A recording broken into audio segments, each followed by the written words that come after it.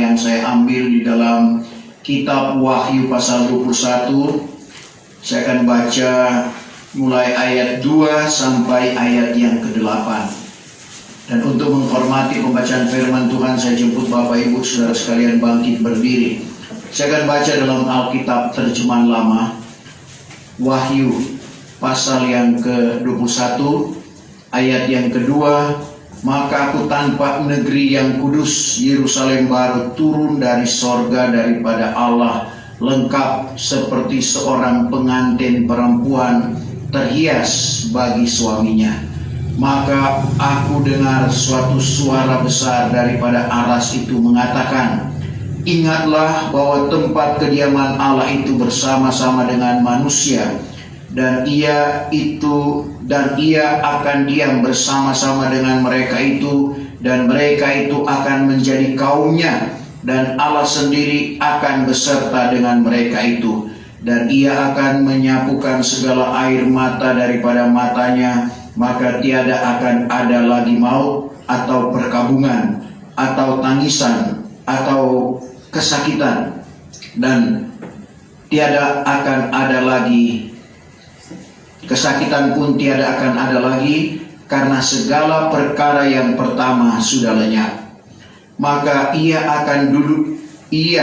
yang duduk di atas aras itu berfirman, tengoklah aku jadikan semuanya baru. Dan lagi firman-Nya, suratkanlah karena perkataan ini tetap dan benar.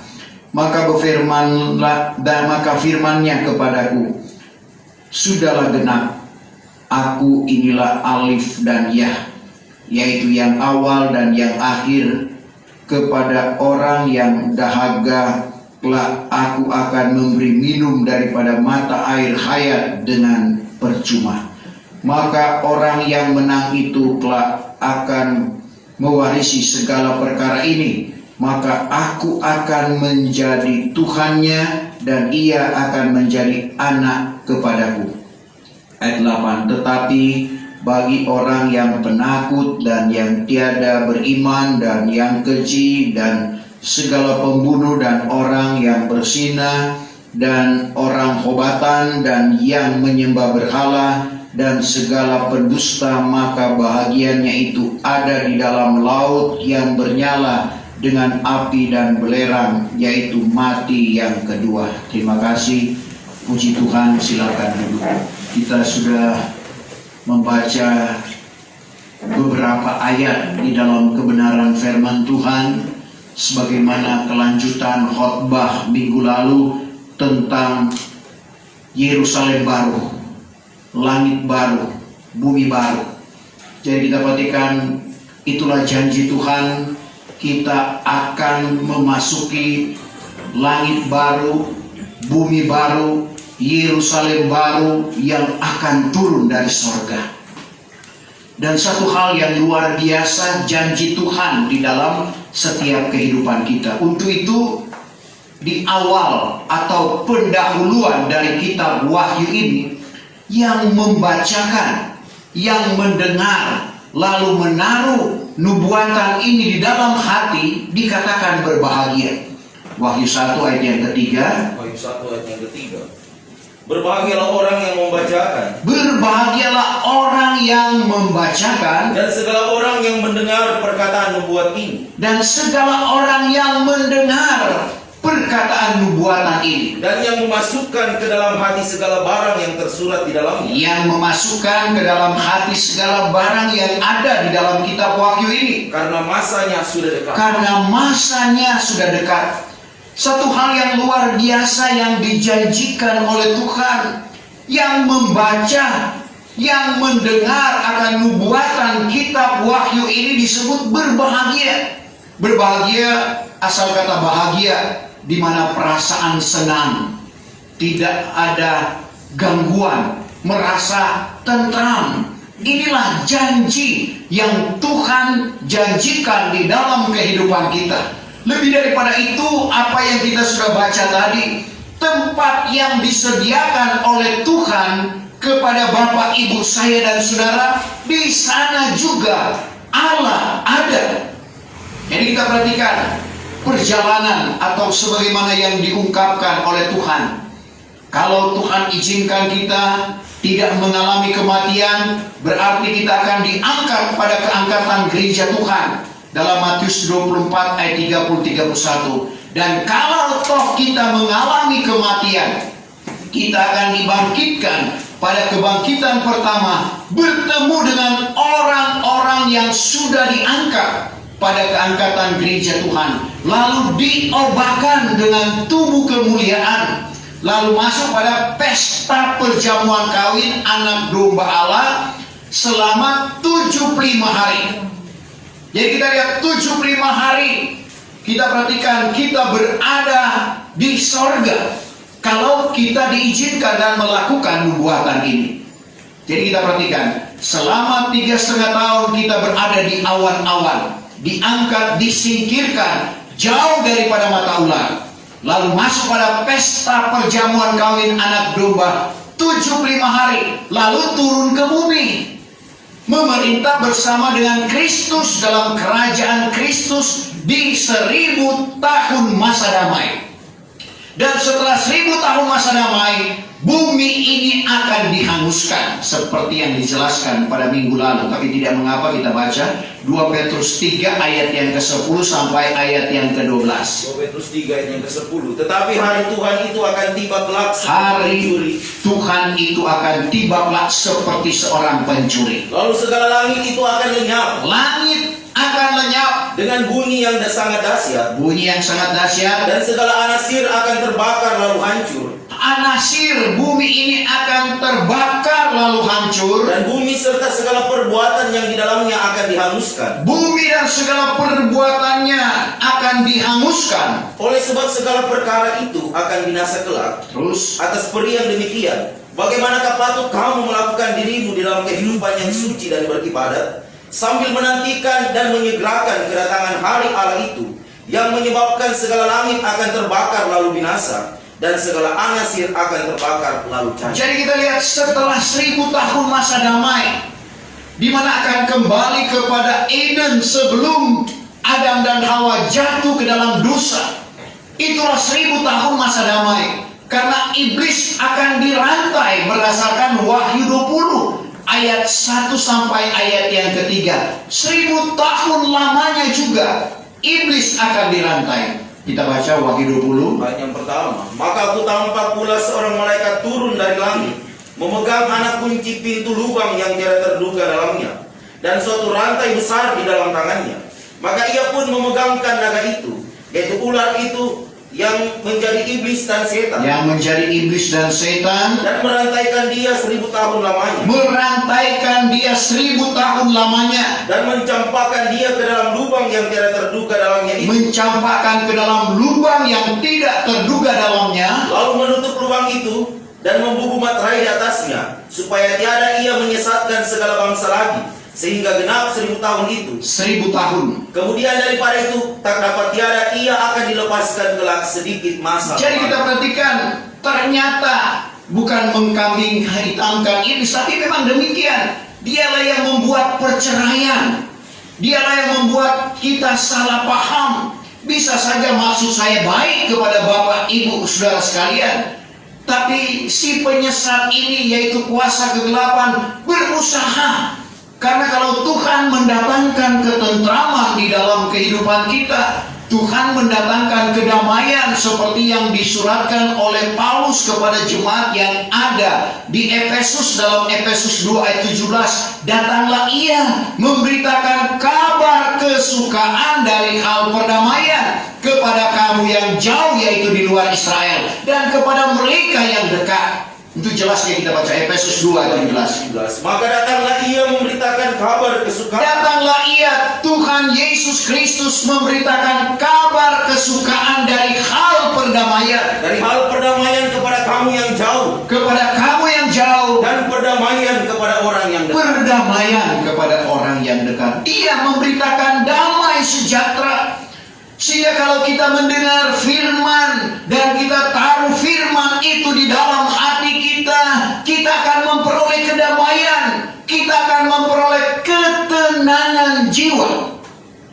Tuhan Yesus berkata, Terjemahan baru Matius 11 ayat 29, pikulah aku, belajarlah kepadaku, karena aku lemah lembut dan rendah hati, maka kamu akan memperoleh ketenangan jiwa. Itu salinan baru. Salinan lama Matius 11 ayat 29, Ayat 29. Tanggunglah aku dan belajarlah kepadaku. aku dan belajarlah kepadaku, Karena kataku. aku lembut dan rendah hati, Aku lembut dan rendah hati, maka kamu akan mendapat sentosa bagi jiwa. kamu akan mendapat sentosa bagi jiwamu. Kalau begitu kita harus naik ke sorga kalau mau belajar kepada Tuhan, karena Tuhan sudah di sorga. Bukan demikian. Tuhan adalah firman. Yohanes 1 ayat 1, pada mulanya adalah firman. Firman itu bersama-sama dengan Allah, dan firman itu juga adalah Allah. Jadi kalau kita belajar firman, sama dengan kita belajar kepada Tuhan. Dan Tuhan mengajak kita untuk belajar kepadanya. Tanggunglah aku, pikulah kuk aku, dan belajarlah kepadaku, karena aku lembut dan rendah hati, maka kamu akan memperoleh sentosa. Kalau kita belajar firman Tuhan seperti saat ini, kita akan memperoleh ketenangan jiwa, kita akan memperoleh kedamaian, karena tidak ada damai di dalam dunia ini. Lagu anak sekolah minggu, ke gunung tinggi ku naik-naik cari damai, ke lembah jurang ku turun-turun cari damai. Damai itu tidak ada, ketenangan itu tidak ada. Tapi kalau kita datang kepada Tuhan, belajar kepada Tuhan, ketenangan itu, kedamaian itu akan kita peroleh. Dan apa yang dijanjikan oleh Tuhan di dalam kehidupan kita lewat firman Tuhan ini, maka aku tampak di negeri yang kudus Yerusalem baru, turun dari sorga daripada Allah, lengkap seperti seorang pengantin perempuan terhias bagi suaminya. Jadi kita perhatikan bagaimana Rasul Yahya nampak negeri yang kudus, Yerusalem baru. Saudara akan turun dari sorga. Kalau Tuhan izinkan, kita hanya 75 hari ada di sana di dalam pesta perjamuan kawin anak domba Allah. 75 hari itu didapatkan dari Daniel 12 ayat yang ke-12. Berbahagialah ia yang bernanti-nanti sampai kepada 1335 hari. Dan dikurangi dengan Wahyu 12 ayat yang ke-6, di mana gereja Tuhan akan disingkirkan ke awan-awan selama 1260 hari. Jadi 1335 dikurangi 1260 hari, itulah 75 hari kita berada di sorga. Dan akhirnya kita turun kembali ke bumi, dan kita di bumi masuk pada 1000 tahun masa damai. Karena kalau kita perhatikan pelajaran eskatologi, 2000 tahun zaman Bapa, 2000 tahun zaman Anak, 2000 tahun zaman Roh Kudus, dan 1000 tahun masa damai. Di sanalah pemerintahan bersama dengan Kristus selama 1000 tahun masa damai. Baru masuk pada bumi baru, langit baru, Yerusalem baru yang turun dari sorga. Jadi kita perhatikan, kita akan menduduki Yerusalem baru nanti setelah 1000 tahun masa damai. Dan Bapak Ibu Saudara, yang menduduki Yerusalem baru itu sesuai dengan firman Tuhan yang diungkapkan, tidak semua orang, hanya pengantin Kristus yang telah mempersiapkan diri. Kalau kita perhatikan, untuk menikah secara rohani dengan Tuhan, kita harus mempersiapkan diri. Wahyu pasal 19 ayat 7. Hendaklah kita bersukacita dan bersukaria. Hendaklah kita bersukacita dan bersukaria. Dan hendaklah kita memberi dia hormat. Hendaklah kita memberi dia hormat. Karena ketika kawin anak domba itu sudah tiba. Ketika kawin anak domba itu sudah tiba. Dan istrinya pun sudah bersedia. Istrinya pun sudah bersedia. Jadi kita lihat, kita harus mempersiapkan diri untuk menjadi pengantinnya Tuhan. Setidak-tidaknya kita harus dilengkapi dengan pakaian pengantin, pakaian perjamuan kawin. Sebab itu Tuhan memperumpamakan tentang perjamuan besar. di dalam Matius pasal yang ke-22. Dan di sana dia lihat ada orang yang tidak memakai pakaian perjamuan. Tuhan bilang, bagaimana engkau masuk kemari? Kebenganganlah orang itu, dia bingung. Ikatlah kaki tangannya, buang keluar. Jelasnya Matius 22 ayat 12 mulai. Ayat yang ke-12. Maka bertitalah ia kepadanya. Bertitalah ia kepadanya. Hai tolan, bagaimana engkau masuk kemari dengan tiada memakai pakaian? Tolan, bagaimana engkau masuk kemari dengan tidak memakai pakaian perjamuan kawin? Maka kebenganganlah orang itu. Kebenganganlah orang itu. Maka titah baginda itu kepada hambanya. Ikatlah kaki tangannya. Ikatlah kaki tangannya. Buangkan ke dalam gelap yang di luar. Buangkanlah ke dalam gelap yang di luar. Di sanalah gelap tangisan dan gertak. Di sanalah tangisan dan gertak gigi. Tentunya kita tidak mau yang demikian. Yang kita mau seperti yang dijanjikan oleh Tuhan, yaitu Yerusalem baru. Karena kita perhatikan apa yang diperlihatkan kepada Rasul Yahya, yaitu Yerusalem baru turun dari sorga. Inilah yang dimaksud dalam Yahya 14 ayat 1 sampai ayat yang ketiga. Jangan diberi hatimu terharu. Pesan Tuhan kepada murid-muridnya, percayalah akan Bapa dan percayalah akan Daku juga. Aku pergi menyediakan tempat bagimu. Dan saudara, tempat itu nanti juga akan turun. Karena kita lihat yang disediakan bagi gereja pengantin, ada Yerusalem yang di dunia ini, ada kota suci 1000 tahun masa damai, ada Yerusalem yaitu ibu kita dalam Galatia 4 ayat 26, ada Yerusalem baru. Jadi inilah yang dijanjikan oleh Tuhan kepada pengantin Kristus, di mana kita akan menduduki Yerusalem baru.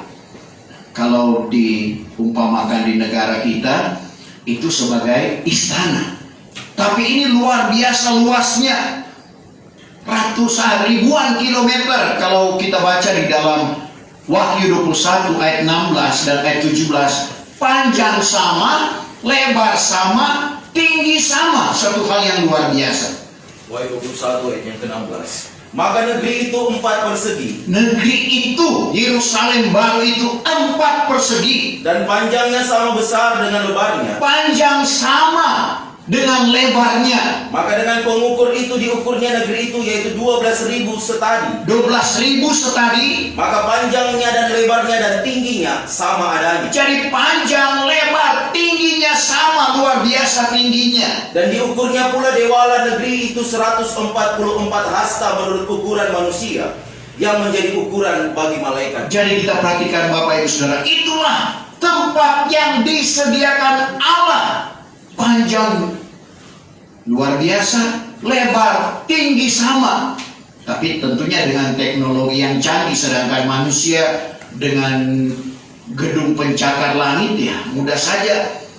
Kalau mau dipikir, kalau dulu belum ada lift, siapa yang mau naik dengan begitu tingginya? Tapi itulah Tuhan siapkan bagi pengantin Tuhan. Yang bukan pengantin Tuhan itu banyak. Itulah keadilan Tuhan. Ternyata di semua suku, kaum, bangsa dan bahasa ada wakilnya. Meskipun mereka bukan pengantin, hanya memegang pelepah kurma, daun palem salinan baru, dan berjubah putih. Wahyu 7 ayat 9. Ayat 9. Kemudian daripada itu, aku tampak ada suatu perhimpunan besar. Ada satu perhimpunan besar yang diperlihatkan kepada Rasul Yahya, yang tiada seorang pun dapat menghitung. tidak ada seorang pun yang dapat menghitung, Yaitu daripada segala bangsa, dari segala bangsa, dan segala suku, segala suku, dan segala kaum, dan segala bahasa. segala bahasa. Berdirilah sekaliannya di hadapan aras, Berdiri di hadapan aras, dan di hadapan anak domba di itu, hadapan anak domba yaitu Tuhan Yesus Kristus, berjubah putih dan dan pelepah kurma di dalam tangan. pelepah kurma. Tidak ada mahkota. Sebab itu suatu hal yang luar biasa yang dijanjikan oleh Tuhan kepada Bapak, Ibu, saya dan saudara. Kalau kita memakai mahkota, berarti itu tanda sebagai pengantin Tuhan. Sama dengan Rasul Paulus. Dia tahu masa ajalnya sudah sampai. Sebab itu dia berusaha dengan bersungguh-sungguh di dalam peperangan iman. Dia menyempurnakan usahanya karena dia tahu ada mahkota yang disiapkan oleh Tuhan. Coba kita baca 2 Timotius 4 ayat 6 sampai 8. Karena aku telah sedia dipersembahkan, Paulus berkata, aku telah sedia dipersembahkan. dan masa ajalku sudah sampai. Masa kematianku sudah sampai. Aku telah berusaha dengan bersungguh-sungguh di dalam Aku peperangan telah iman. berusaha dengan bersungguh-sungguh di dalam peperangan iman. Aku telah menyempurnakan usahaku. Aku telah menyempurnakan usahaku. Aku telah memeliharakan iman. Paulus menyempurnakan iman, memeliharakan iman. Pada akhirnya mahkota kebenaran, Perhatikan kalimat ini. Pada akhirnya mahkota kebenaran telah tersedia bagiku, telah tersedia bagi Paulus, yang akan dikaruniakan kepadaku pada hari itu oleh Tuhan. yang akan dikaruniakan kepadaku pada hari itu oleh Tuhan. Itu hakim yang adil itu, Hakim yang adil itu dan bukan kepadaku saja, bukan kepadaku saja, melainkan juga kepada sekalian orang yang telah sangat gemar akan melainkan kepada Bapak Ibu sekalian orang yang gemar akan kedatangannya. Dan setiap jiwa yang kita menangkan itu juga merupakan mahkota. Sebab itu kita perlu bersaksi. Mungkin bukan kita yang baptis karena perempuan tidak bisa membaptis orang, tetapi kita lihat yang kita menangkan itu merupakan mahkota sesuai dengan apa yang dikatakan Paulus kepada jemaat Filipi. Setiap jiwa yang dia menangkan itu mahkotanya. Filipi 4 ayat 1. Demikian juga dengan kita. Jiwa yang kita menangkan itulah mahkota kita. Yang pertama, oleh yang demikian, hai saudara-saudaraku yang kukasihi, Oleh yang demikian, hai saudara-saudaraku yang kukasihi dan kurindui itu, dan kurindui itu, dan yang menjadi kesukaanku, yang menjadi kesukaanku dan mahkotaku. dan mahkotaku. Maka atas peri demikian hendaklah kamu tetap di dalam Tuhan. Hendaklah kamu tetap di dalam Tuhan, hai kekasih, karena kalau tidak tetap berarti mahkota itu hilang, tidak jadi mahkota. Jiwa-jiwa yang kita menangkan dan tetap di dalam iman, sekali lagi, merupakan mahkota yang disiapkan oleh Tuhan bagi Bapak, Ibu, saya dan saudara. Satu hal yang luar biasa sekali lagi yang dijanjikan oleh Tuhan. Dan selanjutnya di dalam ayat yang ketiga, maka aku dengar suatu suara dari aras mengatakan, ingatlah bahwa tempat kediaman Allah itu bersama-sama dengan mereka itu, dan mereka itu akan menjadi kaumnya, dan Allah sendiri akan beserta dengan mereka itu. Tadinya cuma 75 hari kita di sorga, lalu 1000 tahun masa damai bersama-sama dengan Kristus. Tetapi di dalam ayat ini, di bumi baru, langit baru, Yerusalem baru akan turun dari sorga. Kita akan bersama-sama, Bapak Ibu Saudara, dengan Allah. Sehingga tidak lagi butuh matahari. Karena kita kembali ke ayat 1, tidak ada lagi matahari. Di bumi baru, langit baru, Yerusalem baru. Coba. Ayat 21 ayat yang pertama. Maka ku tampak pula langit baru dan bumi baru. Karena langit mula-mula dan bumi mula-mula itu sudah lenyap, dan laut pun tidak ada lagi. Laut pun tidak ada lagi. Pasal 22 ayat 5. Jadi di 1 ayat laut tidak ada lagi.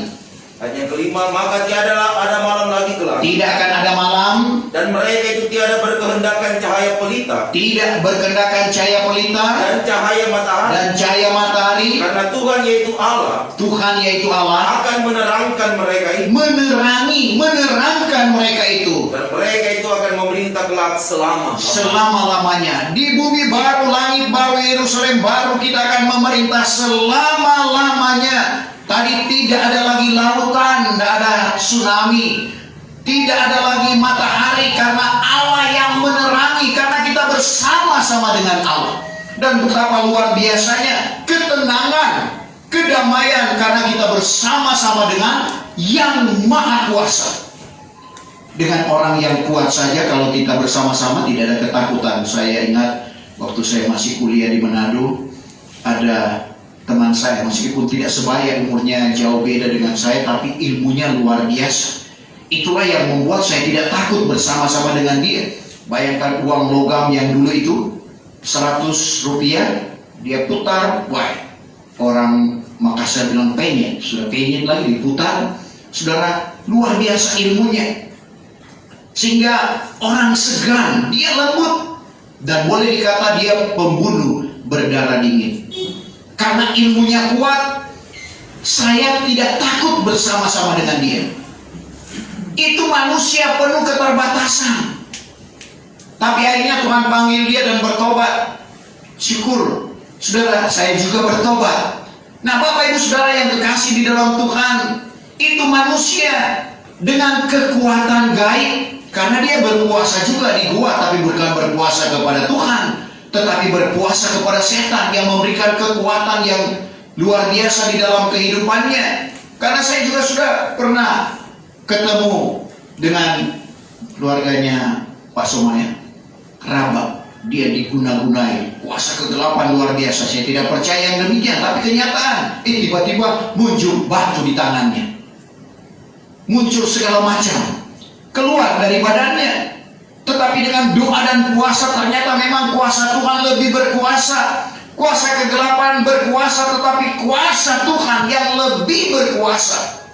Tuhan hanya berfirman jadi, seperti yang dikatakan dalam Mazmur 33 ayat 9. Apalagi kalau kita bersama-sama dengan yang menciptakan langit dan bumi, yang berkuasa atas semesta alam ini. Tidak perlu kita takut kalau kita bersama-sama dengan dia. Mazmur 33 ayat 9. Dan karena berkatalah ia, maka ia itu adalah, berfirmanlah ia, maka ia itu pun terdiri. Kuasa kegelapan pun bisa melakukan itu, seperti kita lihat bagaimana perjalanan umat Israel. Apa yang terjadi di dalam kehidupan Musa. Musa dengan tongkatnya jadi ular. Ahli nujum orang Mesir juga bisa lakukan itu. Tapi kita tahu bagaimana tongkat Musa yang menjadi ular dapat menerkam tongkat ahli nujum umat Israel yang jadi ular juga. Disinilah kita lihat bagaimana Tuhan berkuasa meskipun kuasa kegelapan. Dia punya mujizat karena dia memang dari surga. Dia merupakan penghuni surga dalam urutan malaikat. Dia adalah malaikat yang kedua, malaikat kerub yang diurapi Lucifer, tapi karena kesombongannya dia dicampakkan ke bumi. Bapak Ibu Saudara, kita bersyukur sekali lagi bahwa Tuhan sudah memanggil kita dan kita boleh mengerti akan kebenaran. Selanjutnya di dalam ayatnya yang keempat, dan ia akan menyapukan segala air mata daripada matanya, maka tiada akan ada lagi maut atau perkabungan atau tangisan atau kesakitan pun tiada akan ada lagi, karena segala yang pertama sudah lenyap. Jadi dalam ayat ini Tuhan menyapukan segala air mata daripada umatku. Dalam arti kata, di sana tidak ada lagi kesedihan.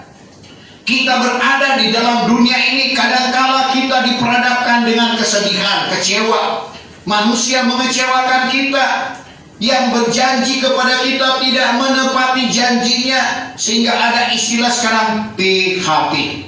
Memberikan pengharapan, tetapi bukan pengharapan yang benar, tetapi pengharapan palsu, pemberi harapan palsu.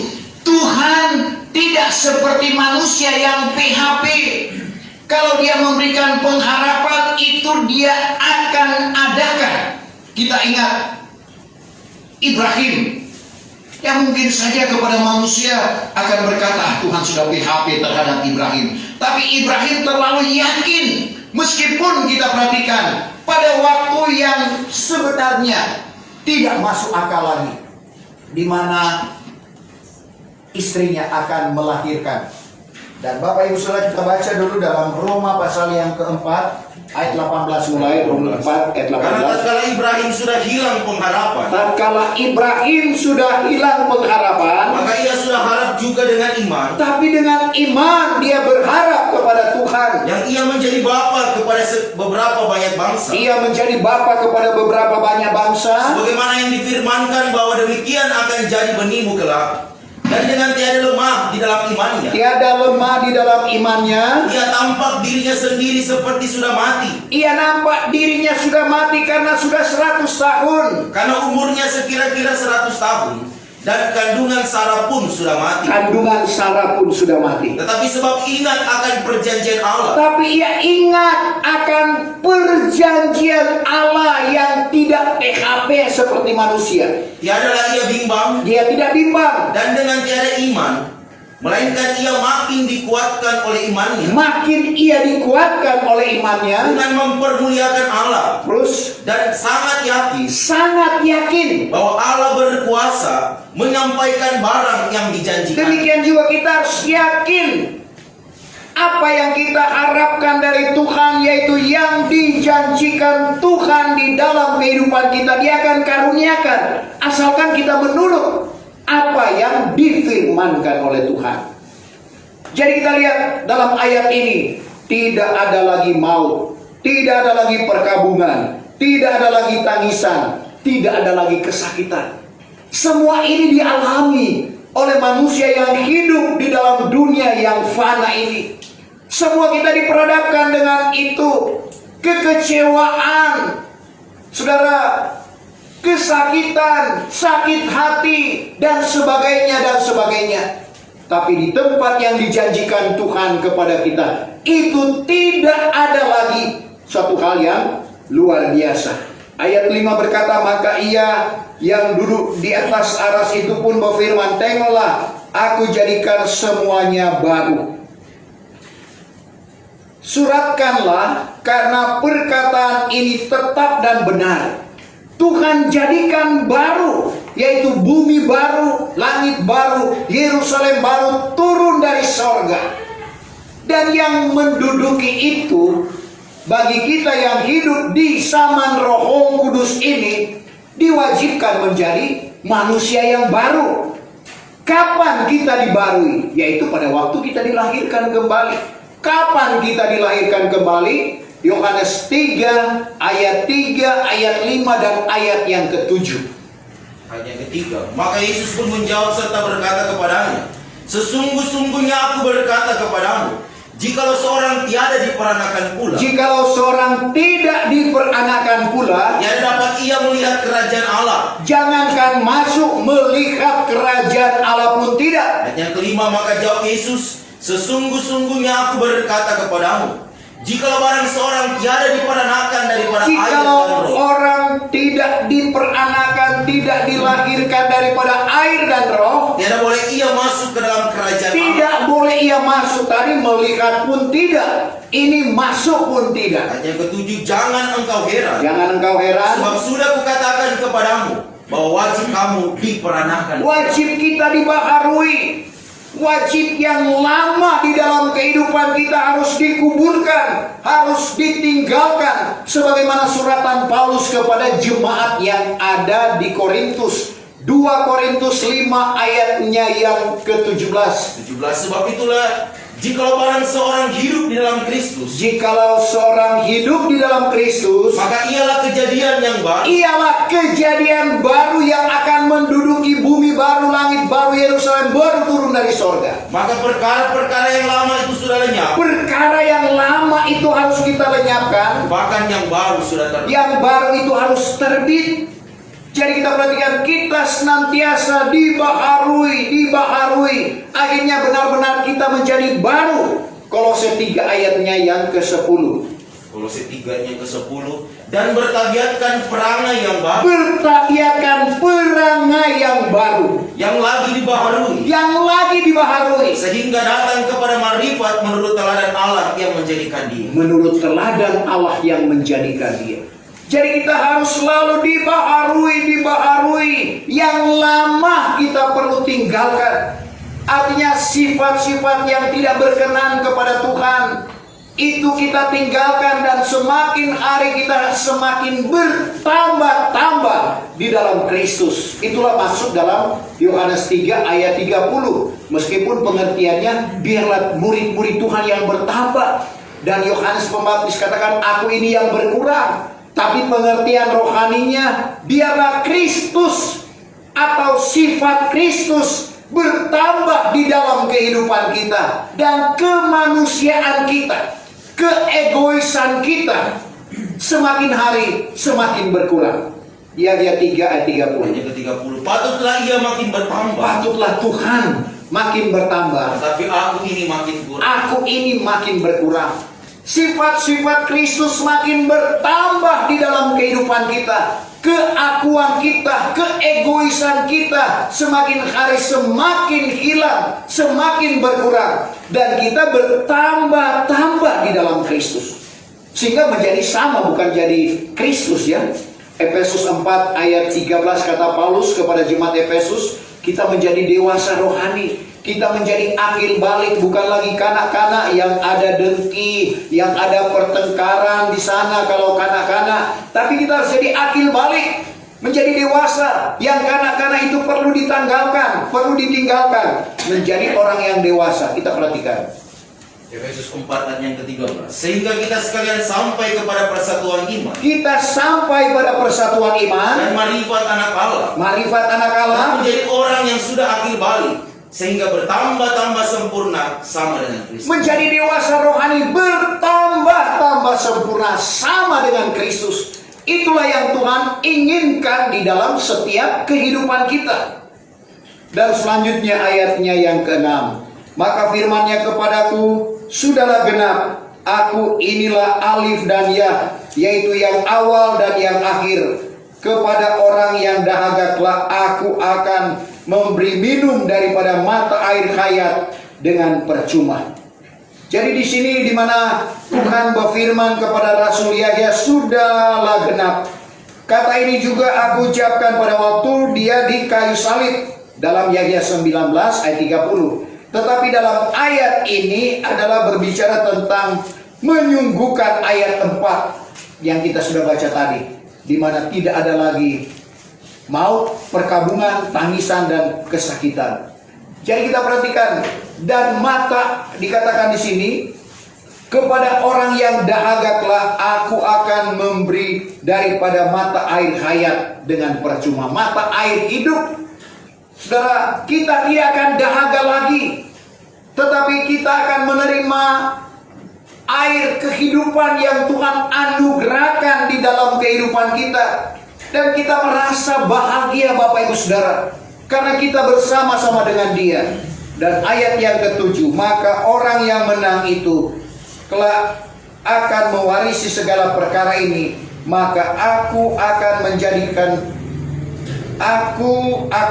Tuhannya, dan ia akan menjadi anak-anakku.